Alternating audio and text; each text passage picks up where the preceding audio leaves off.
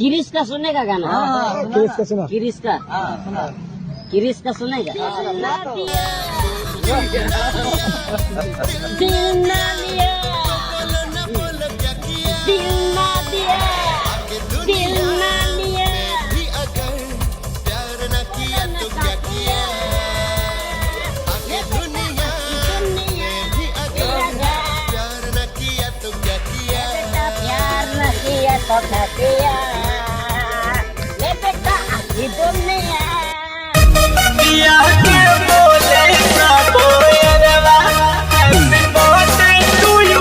Presented by GKB Music Recording Studio।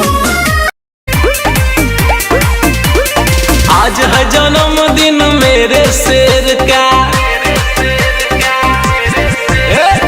आज है जन्मदिन मेरे शेर का, बड़ा वाला केक लाओ, शिवा का बर्थडे मनाओ, खुशी में झूमो गाओ।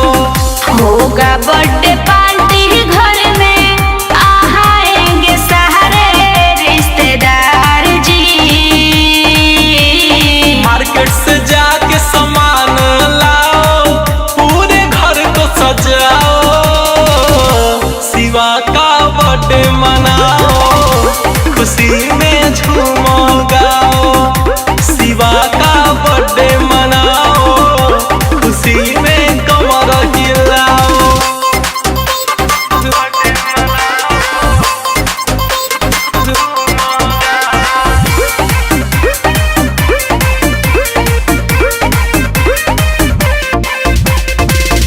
मम्मी पापा के दिल में खुशियाँ अपार,